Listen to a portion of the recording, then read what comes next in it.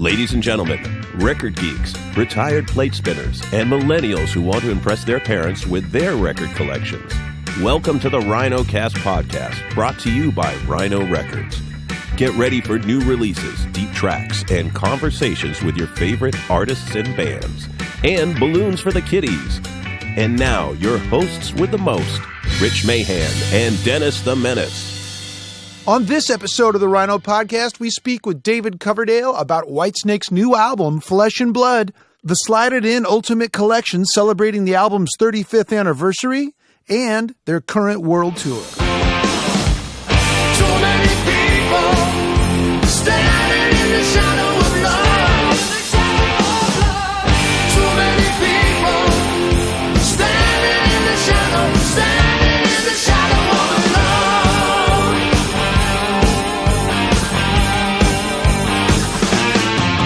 I've been living so long in the darkness. I know the cold embrace of the night. Hey, Rich. Hey, Dennis. Do you know where I am right now? Oh, I could hazard a guess. I am on the interwebs at rhino.com. And there's good reason to stop by regularly because it's updated daily with music news, regular features like Album of the Day. This day in music history? Yep, and they have exclusive merch and music bundles that you just cannot get anywhere else. Dennis, are you ready to rock? You know, Rich, here we go again. You just gave it away because we do have one of the grand impresarios of rock on the show today. None other than Whitesnake's David Coverdale. And you know I am one for strange statistics, so I'm going to give you one. You know, they were formed in 2002, and at that point, VH1 named them the 85th greatest rock and roll band of all time. What a great stat. VH1, that's classic. Well, you know, they originally formed in 1978, so they've been at it over 40 years now. Pretty crazy. Hard to believe.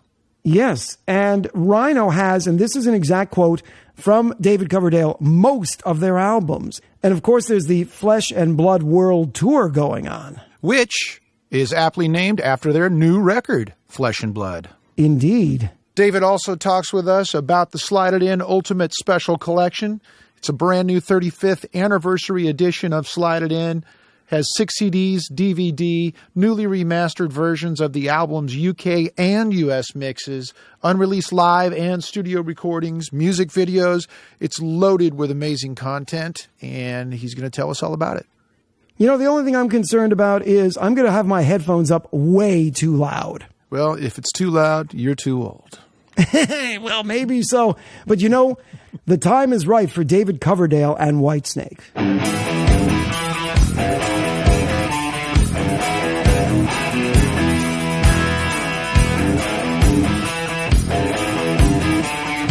David Coverdale, welcome to the Rhino Podcast. It's my honor. One of my favorite record labels on the planet. I only signed with you guys so I could get free catalog stuff. And how's it been so far for you? Cheap as a pair of French whore's underpants. No. Mark Pincus brought me a beautiful box set of Otis. Oh, man. So Slide It In is celebrating its 35th anniversary this year. There's a deluxe edition release. 6 million copies of the record have sold to date. That's quite an achievement. Well, actually, I think it's a little bit more that we kept it quiet from the taxman. But yes, it's pretty happening, and we achieved. I was thrilled for all of us because it was a team effort with the Rhino crew and with the Whitesnake creative team to put this thing together. And we achieved number 1 in the UK first week, which was unbelievable for a 7-disc set. That's fantastic. And the response that we've had through social media, where people can directly communicate with me through at David Coverdale on Twitter or our Instagram or whitesnake.com, has been insanely positive, particularly with the new release, the new mix. Well, how was it revisiting the album and putting together this deluxe edition package?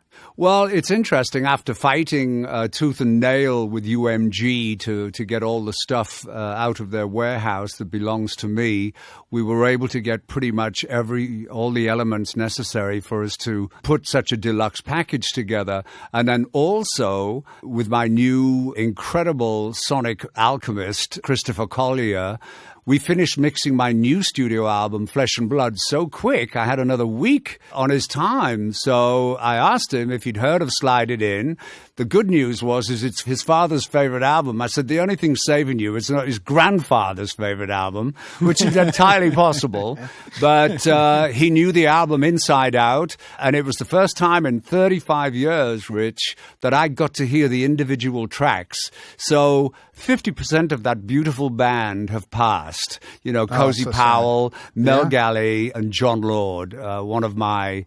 Well, just beautiful souls. So to hear them with the banter, you know, the conversation off the record and the amusements, which we've put as much decent aspects of that onto the box set. But it was an incredibly emotional experience. And as crazy as it sounds, Christopher turned around to me and said, "Are you okay?" And I said, "I'm feeling the presence, the energy of those guys." And it was so validating to us. And I'm honest, I have no reason to lie or fabricate. It felt absolutely appropriate. And Christopher, I feel, has got a brand new, fresh mix out of a 35-year-old album. But yeah, it was a mixed blessing of appreciation and gratitude and sadness, as you can imagine. Well, this album and the U.S. tour that followed it really laid the groundwork for the success of your 87 self-titled Whitesnake album, didn't it? Well, thanks for noticing. Yeah, radio was insanely supportive of the Slide It In album. And really, the difference being we had radio was chewing at the bit to get the eponymous Whitesnake or 87 album. But the new element in play was MTV. Oh, of course. And without any significant experience of this, we put together 3 videos, Here I Go Again. Well, actually, The Still of the Night was the first one, Is This Love, and then Here I Go Again, within a 10-day period. Very wonderful creative people I worked with, and they became total iconic videos, discussed with me wherever I am in the world. They had a profound effect, particularly the song, on people's lives. But what MTV did when it was a sensible 24/7 music platform, it took over the world. It saved me 5 hard years' work touring the U.S. to achieve the success that I did, at least, if not more. Wow. We were in everybody's living room.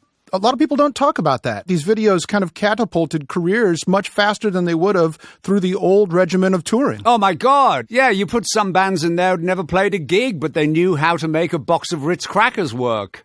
You know, so suddenly they sold 1 million records. It was so bizarre. Fortunately, I had Deep Purple and all of that kind of stuff and my experience of success. But this was really a runaway train for 4 years. It was extraordinary. I think we may still have the Warner Brothers record for most albums sold between like 10 o'clock and noon or lunchtime, like 300,000 or 400,000 copies. So that's a pretty good award to go next to my Rock and Roll Hall of Fame.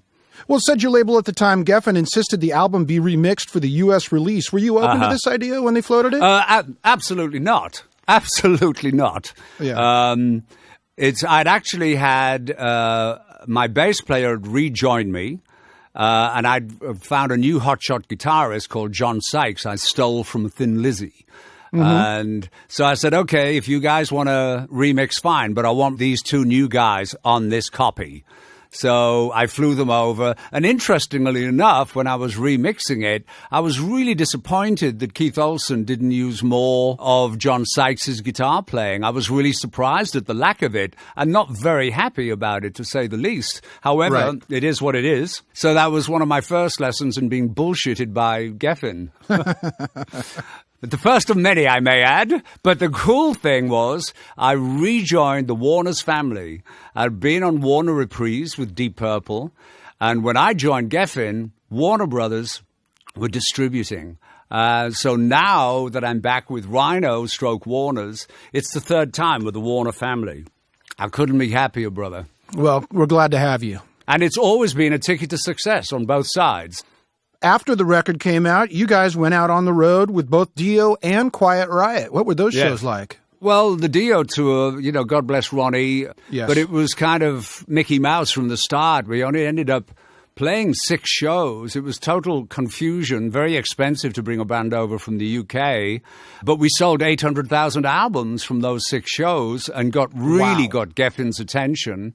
And then I'm sitting in the Rainbow, of all strange places, like a day or two before flying back to London, and I bumped into a couple of members of Quiet Riot who were huge fans, and whoever was supposed to be their special guest was bumped off, and they offered us their tour, which was, once again, more hundreds of thousands of records sold, and very much appreciated it was.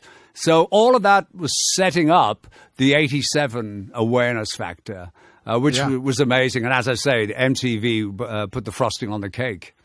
Oh, I'm sure. You must have been able to feel the momentum building with U.S. fans as you toured that record. Yeah, absolutely. It was a kind of British Van Halen at that time. It was the smallest lineup that Whitesnake had. We had a side order of keyboards off stage, but it was 4 members with Cozy Powell, amazing Cozy Powell on drums, the very, very excellent Neil Murray on bass, incredible, and John Sykes and I had yet to write the songs that are lasting forever, apparently.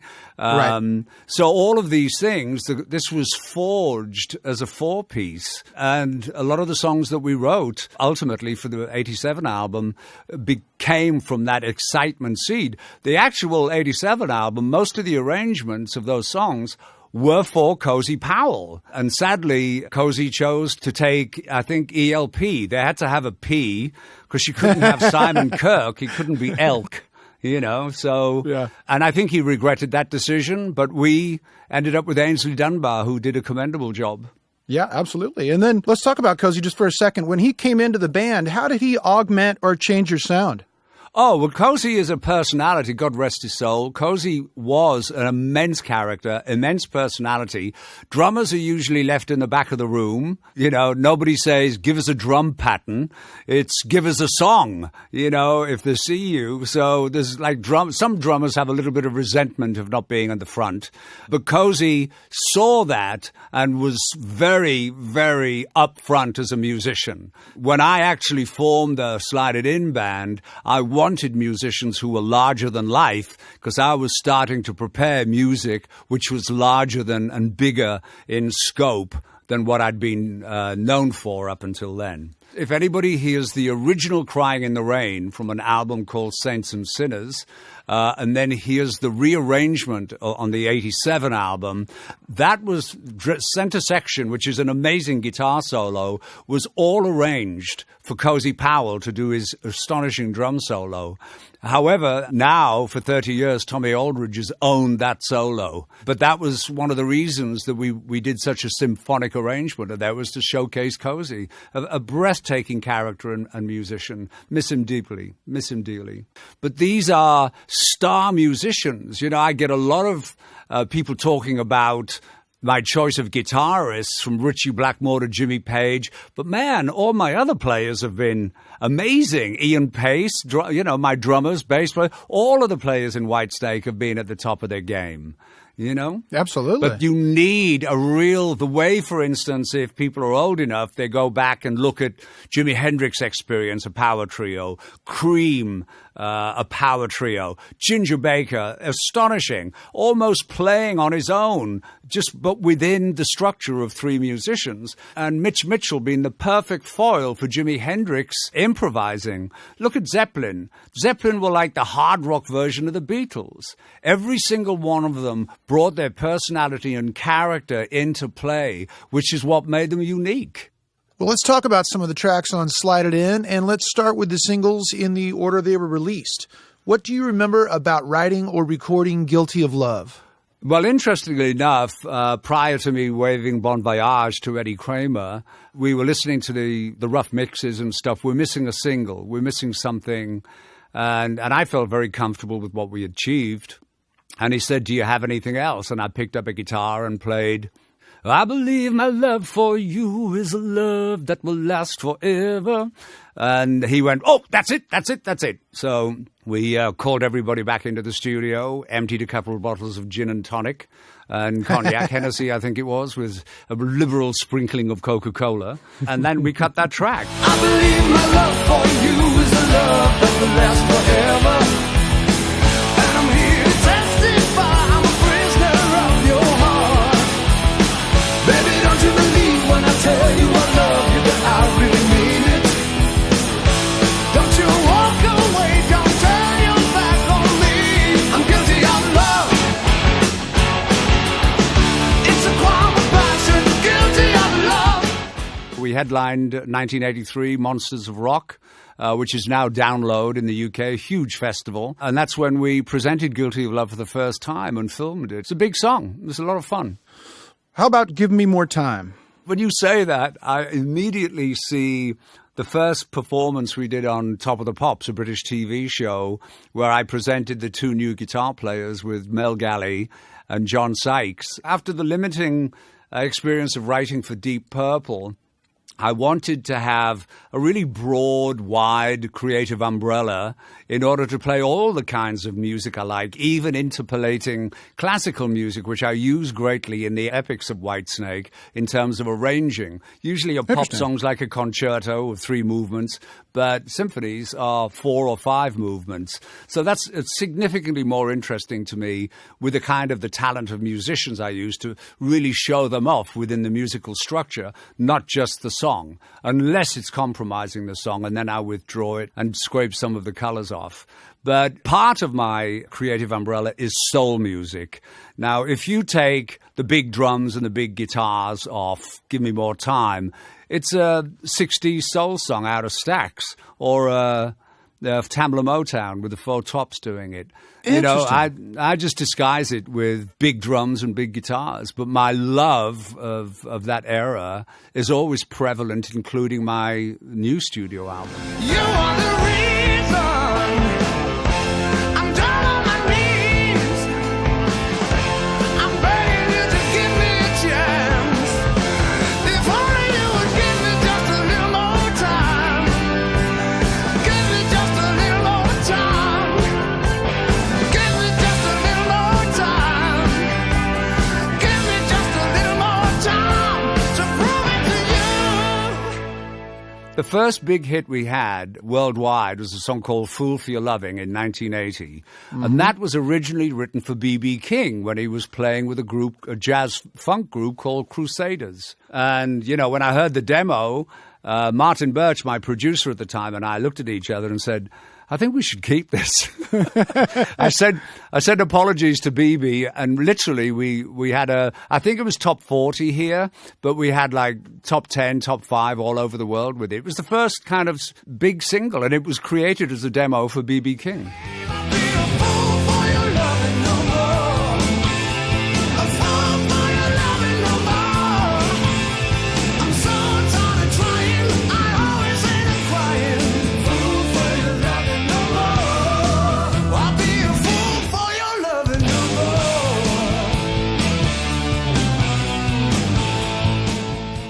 I had read somewhere else, too, that you had written songs for, was it Tina Turner? Yeah, that was Is This Love? I was very close to EMI, who I'd been working with through Deep Purple, and they knew my modus operandi was to take all these cassettes with little bits and pieces of idea and take my beautiful young daughter and my first wife and book a villa somewhere, the south of France at this particular time, in a place called La Réole, about 40 miles from Saint-Tropez. And I rented a beautiful villa of a Czech film producer, a very good friend of mine. Early summer, it was beautiful. Sykes and I hadn't really communicated very much, but you can hear on the 87 box set that we put out in 2017, the CD3 is called Evolutions. And this is the first time I was playing ideas to John to see if he connected with them, bounced off them, and could feed something back to me. And he heard me playing this ballad. And EMI had said, Tina's looking for new songs. You know, bear that in mind when you're writing. I went, sure. So I was writing this idea, ba-ba-da, Ba-bum, bum, bum, thinking this is going to be a nice song for Tina. And Sykes came out of his room and said, "Oh, what's that?" And he sat down and started to jam along. And within like a couple of hours, Is This Love was born. And Geffen said, "You're not giving that to anyone. We want this." Quite rightly, too. Well, that was a huge hit for you guys. And continues to be. We just did a big deal with Amazon Music for it. Good for you. Well done, Warner Brothers. Is this love that I'm feeling? Is this true love?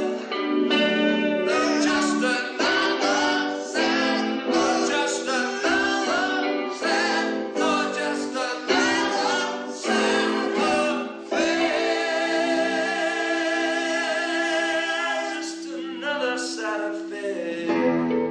Well, let's talk about Slow and Easy. That's my favorite song on the record. It's got an undeniable riff in it, and it reached number 17 on the mainstream rock chart in the U.S. That was your highest charting did? single in the U.S. off that record. Oh, my God, you surprised me. They never shared that with me. But anyway, the circumstance, that was 4 o'clock in the morning, my vocal. Most of the track is from 4 a.m. after we'd been partying in Munich. We made the album in München, Munich in West Germany. And it was an amazing town to party in. So we'd come back. It was 4 o'clock in the morning. And Mel and Cozy said, "Come on, let's go and play. Let's go and play." So all of Whitesnake went down there, somewhat worse for wear. And I was just improvising that whole intro piece. Cozy said, "You're not changing that. You're keeping that." So when I wrote the lyrics out, I had to try to pretend that those words actually made sense when it was an improvisation. All that intro piece is improvised and live at 4 or 5 o'clock in the morning, boys and girls. Well, that's when you capture the magic. Well, I'd rather not repeat it at my age, dear boy. I'll have to capture the magic a little bit earlier than that. With a different type of beverage, I'm sure. Oh, my Lord, yeah. So take me down slow and easy. Make love to me slow and easy. I know that hard luck and trouble is coming my way. So rock me till I burn to the bone. Rock me till I burn to the bone.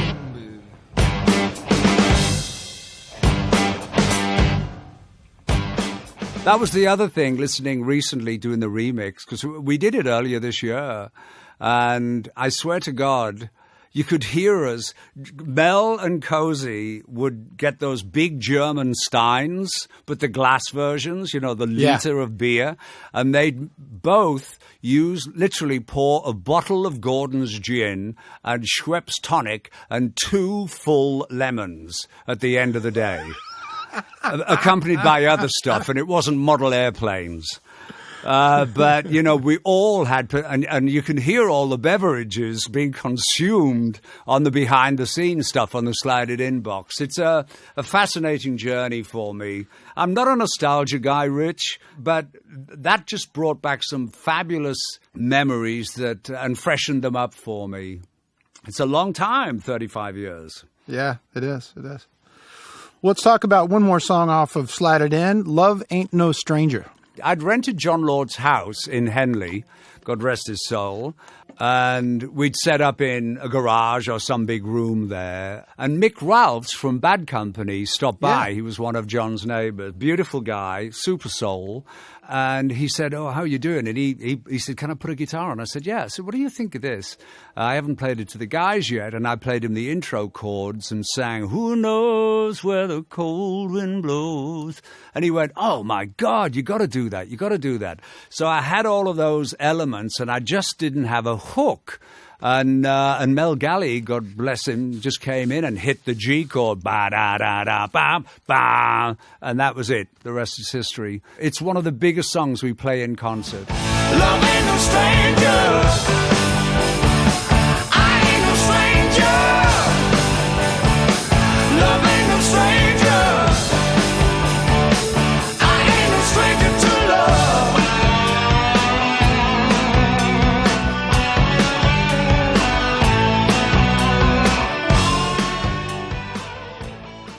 Congratulations on the release of your new Whitesnake album, Flesh and Blood. I know. I'm kind of bitterly disappointed you guys didn't have it, but there you go. It is what it is. I'm working with my Italian stallions at Frontiers.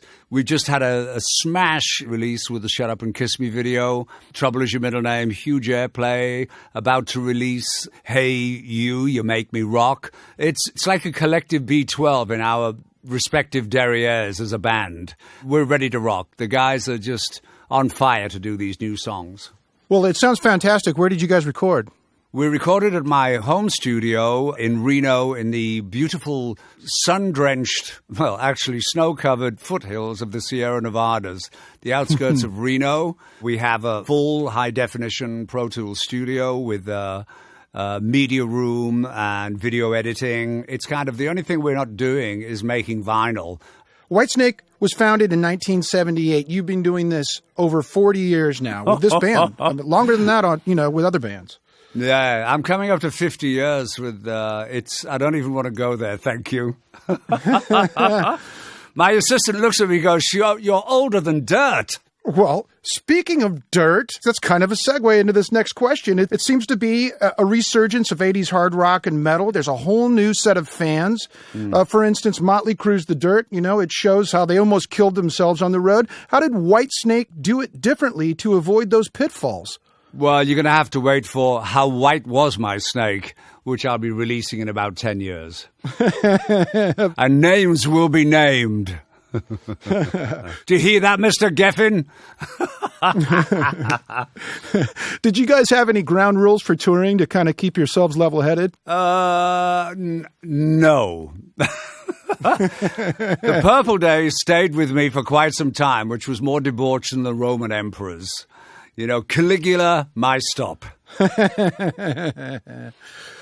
Have you been noticing new fans coming to your shows, a resurgence of interest in hard rock with new fans, the younger kids? It's never been away. I reformed, put Whitesnake together in 2003. We don't actually look for work. Work gets offered to us. That's great. Which is amazing. We have an extraordinary supportive base of foundation of fan support throughout the world. And that's evident through our social media. We reach millions of people every day. Whitesnake is a global entity. And I've realized I'm playing to 4 generations when I'm performing concerts. Not so much in the US where they have strict age rules when alcohol is being served, but in the rest of the world where they don't give a monkey's bottom. There's little kids sitting on top of young kids, and, it's quite amazing. People who started following me back in the Purple Days. It's pretty. Wow. They're usually sitting down. Well, tell us about the Whitesnake lineup you've got going on right now. Is this the best one you've ever had? Well, I don't make comparisons, but it's the first time I've ever not had to be a referee for both my guitar players.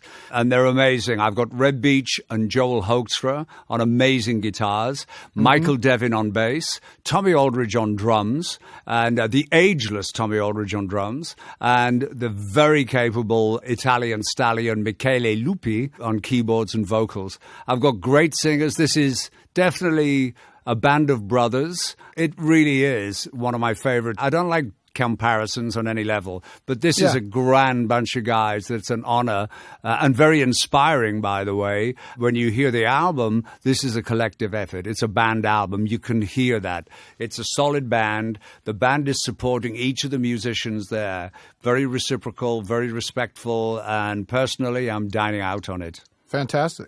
Well, we get to see them all in action in the first video from Flesh and Blood, Shut Up and Kiss Me. Really fun video. It racked up over 1 million views just in the first month after it was released. That's amazing. This is incredible.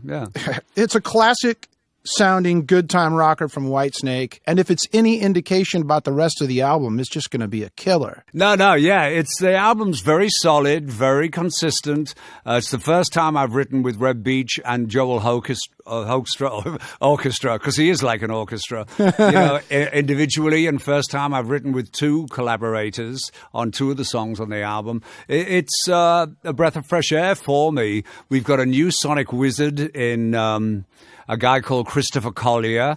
He's just turned 40 years old, recommended to me by both Reb and Joel. And he came in and just brought a freshness to an existing house of Whitesnake, but a beautiful fresh coat of sonic paint.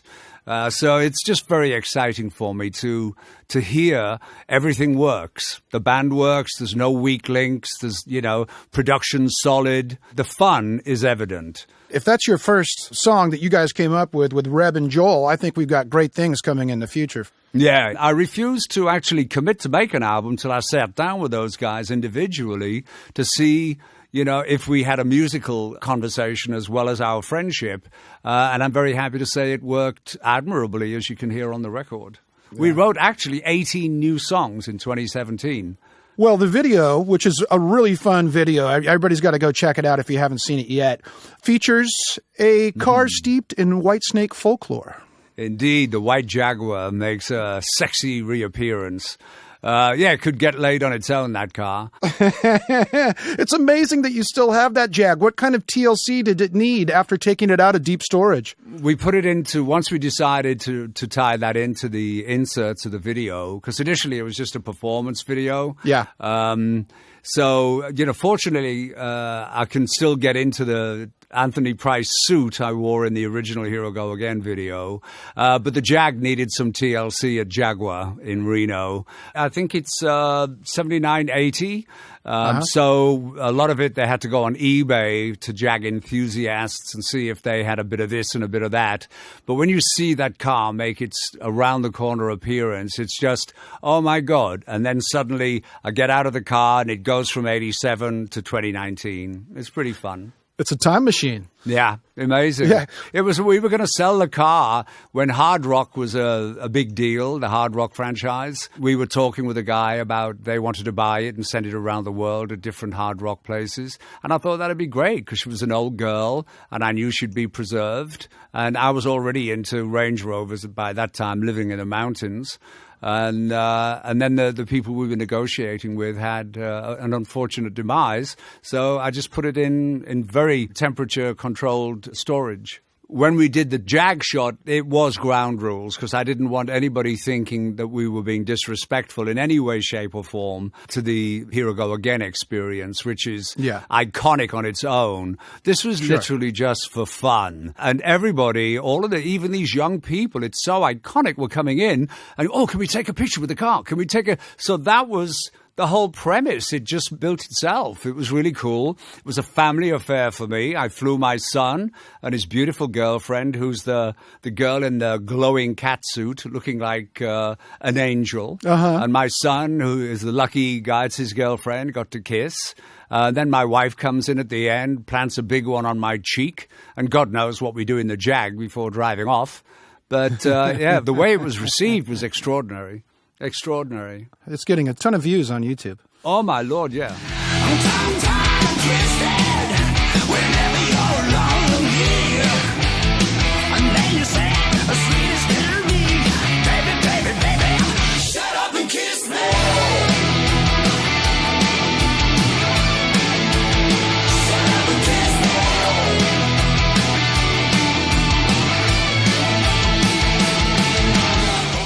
Well, let's talk about a couple other tracks on Flesh and Blood. Tell us about Trouble Is Your Middle Name. Trouble Is Your Middle Name is when you see somebody and you are absolutely attracted to that person and you know it's only going to be dangerous. That's that kind of the theme that is. Actually, it's very similar to a song called Love Ain't No Stranger is about making mistakes when you're in a relationship, but you see something that's just absolutely irresistible and you have to go for it, knowing that trouble is her or his middle name. It's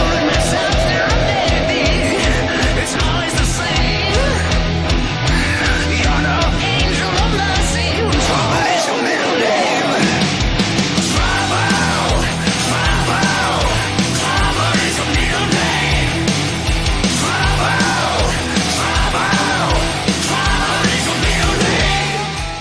And tell us about one more song off of Flesh and Blood, Hey You. Hey You Make Me Rock. That's literally a song to the audience. We have what we call the Whitesnake Choir, people who just sing along with everything we do and are more than welcome and are encouraged to do so. That's a song I can't wait to play live. Yeah, it's one of the, what I call Whitesnake epics, which is, as we discussed once before, more symphonic in the arranging than the normal straightforward stuff, you know. Like Good to See You Again or Gonna Be All Right. This is like one of those Whitesnake epics. You don't know where it's going to take you next. Lightning strikes me when I feel your touch.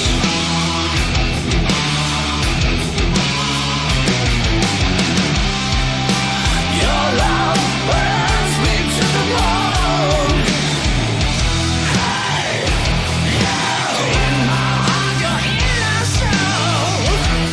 You guys are currently on tour. Yes. What does the set list look like on the current Whitesnake tour? Exhausting. No. We are gluttons for having a lot of songs that people want to hear. So pretty much 60% of a Whitesnake show is spoken for.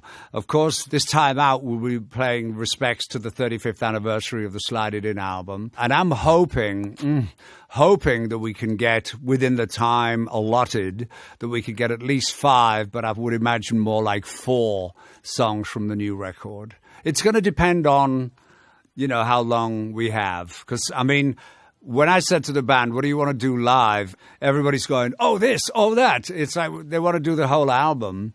Mm-hmm. Rehearsals were great. We fought over certain songs, and whoever won the fight, the song's in there. Well, I see that you have my buddies, the Black Moods, opening for you on a lot of the shows that tour. How'd you find out about those guys? Well, we're all very conscious of somebody who's going to be appealing to a Whitesnake crowd. And these guys have got a great bluesy, enthusiastic vibe to them. And I thought it'd be a perfect premise for them and for a good fit for both of us. Very, very competent band. Very much so. Everybody should go check out all the tour dates coming up. You're in the middle of the U.S. tour right now. Then you go to Europe. And in September, you're playing Rock in Rio again. What makes that festival so special for you? Well, we opened and closed the first Rock in Rio festival. We were in Rio for 10 days, dude. Wow. Best friends with the chief of police. I flew actually to Rio with Freddie Mercury. We were on the same flight together in a pretty much empty first class from Frankfurt to Rio. Well, we'd known each other for years. You know, Brian still comes to all my shows. I'm delighted they had such success with Bohemian Rhapsody. Yes. Somewhat of a different story that I know, but it was enormously successful, so I'm thrilled for the guys. It was an amazing experience. I treasure the idea of being invited back. And of course, South America, Brazil, Argentina, they're incredible hotbeds of support for Whitesnake and what we do. Well, one thing that I've noticed when I was listening previously to your Unzipped release, listening to, as you say, the Whitesnake Choir, everybody's singing along. It seems in foreign countries where English is not the primary language, these people know all of your lyrics and they all sing along. It's amazing. Well, I think they get the feeling. And now with digital wonderment, you can get lyrics actually on your phone. Yeah. But yeah, you're right. From the very beginning of Whitesnake, we had people wanting to sing along with us. And to me, which is when we came up with, it was Newcastle City Hall on the very first tour, 78, I think, that I'm singing an old blues song by Bobby Bland called Ain't No Love in the Heart of the City. And my eyes are closed, I'm in the zone, and I'm going, what's that noise? And I open my eyes, and the whole audience is doing like a soccer crowd of swaying and singing, eyes closed, singing along with me. I'm going, wow, the song had been out for 5 minutes. It was ridiculous. So from then on, I became the choir master, encouraging people to sing with us. And it's one of my favorite onstage experiences, that sharing aspect. It's amazing. Japan, sing every word. It's wonderful. Is there any greater validation of your craft? Well, I don't know. I've yet to find it. Yeah. Well, Whitesnake's new album, Flesh and Blood, is out and available now. David and the band are on tour the rest of the year. Make sure you go out and catch them. David Coverdale, thank you so much for your time today. My pleasure, Rich. Thank you so much. Thank you. Know what you want. I can see what you're looking for. I know what you want from me. I'm gonna give you up. I'm gonna slide it in right to the top. Slide it in, never gonna stop. Slide it in right to the top. Slide it in, slide it in, slide it in. You know, Rich, as I was saying off camera, or in this case, maybe off microphone, Whitesnake was never my full-on jam, but I learned so much. Whitesnake got so massively popular in the 80s thanks to MTV just hammering their videos, and they toured all the time. I think it's really a testament to the music to see how popular they still are today around the world, still playing rock in Rio, and they're still having a blast doing it. Thanks again to David Coverdale for giving us some of his time today. Thanks very much for tuning in. Don't forget to listen and subscribe on iTunes so you don't miss the next Rhino podcast. Executive producer for Rhino Entertainment, John Hughes. Produced for Rhino Entertainment by Pop Cult and Rich Mahan Promotions. All rights reserved.